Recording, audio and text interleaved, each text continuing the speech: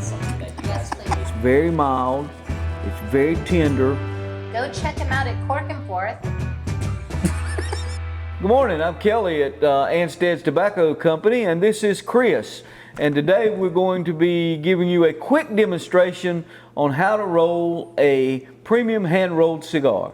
What you basically have with a cigar is three different parts. You have what's called the filler, which is the inside of the cigar. Then you have the binder leaf, and then what we're going to be demonstrating today is actually applying the wrapper leaf, which is the third and final step in making a cigar. First, what we're talking about, the filler, is tobacco that is just taken by a roller, and he bunches that tobacco together using hand and feel to know how much to put in there. Once he has the correct amount that he wants, he then takes one leaf of a very kind of sturdy tobacco and he wraps that leaf around it, making what's called the binder. Now once he has that done and it goes in a press for about an hour, it comes out looking like this. And what we're doing today is applying the final step, and as Chris demonstrates how to do it, I'm going to tell you a little bit about what he's doing. First, he'll prepare his board so that we can make the leaf stretch out. What he will do is take half of a tobacco leaf and he'll stretch it out on his board, and it takes a little while to do this. He'll get it stretched out. Then he'll take what's called a chavetta and he'll cut off parts that he does not want to use. You'll be amazed almost by how little of one leaf is actually used. Now once he has it out on the board, like this, where it stays. You can see the veins in the cigar. He will make sure that he wraps it so the veins are running up and down the cigar instead of around. After positioning it on the board, he uses what we call cigar glue, which is not glue, it's a vegetable paste, to make sure that the cigar does not unravel. The critical element in all of this is making sure to stretch the tobacco the proper amount so that you get a nice tight roll without tearing this tobacco. It's very mild. It's very tender. Again, a little glue is applied on this end to make sure it does not unravel. And then the final part of making this cigar will be applying the cap and then cutting off the ragged foot end of the cigar. And there you have a premium hand-rolled cigar. It will take a little time for it to dry out a little bit, but then it will be ready to smoke. Okay, now that we have demonstrated how to roll a cigar, we're going to see how good we actually were explaining it. We're going to have Jennifer come in, and she's going to sit down and roll her very own cigar. Let's take your spray bottle and spritz your board a little bit. Take your hand and get it all in there. I'll give you this one right here. It's the best one.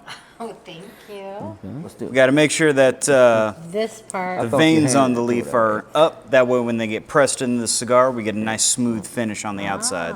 Okay. All right, now, take your chavetta.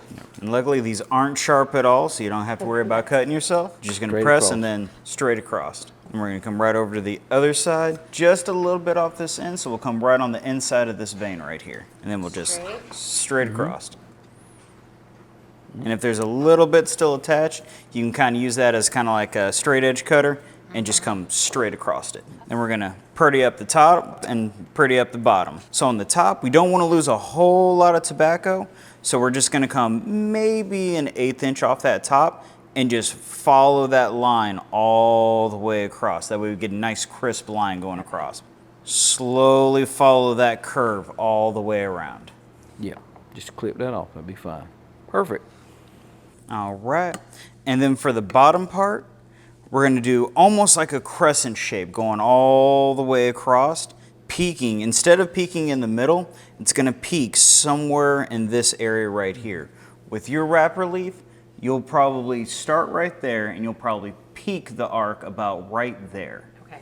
And when you come all the way down, you're gonna come right to this point right here. But I'm gonna come to that corner, come up, peak, and then down to where you get kind of like that crescent shape going. All right, there you go. There you go. Peak, come down to the corner. And what we like to do is make sure we have enough wrapper leaf. So what I'll typically do is I'll place the cigar down at about 45-degree angle to the actual wrapper leaf. For that next part, we'll have a little bit of this glue. Dip your finger in. You might want to get the pad of your finger a little coated, and then just run it along that edge right there. And then once you got that lined up to exactly where you want it, and once you get it there, press down a little bit, and then when you roll it, it should automatically apply directly to the cigar. You don't got to put a whole lot of pressure. And then once you get a good roll, let it come all the way up to where you get a nice viewing of it on top.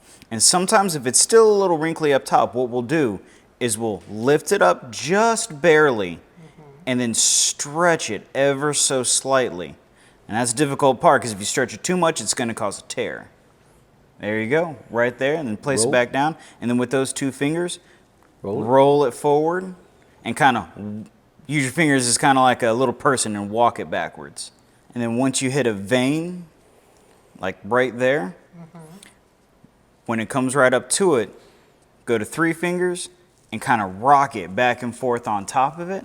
That way you're embedding that vein into the cigar. That way the cigar has a cleaner, crisp outside, just like these guys.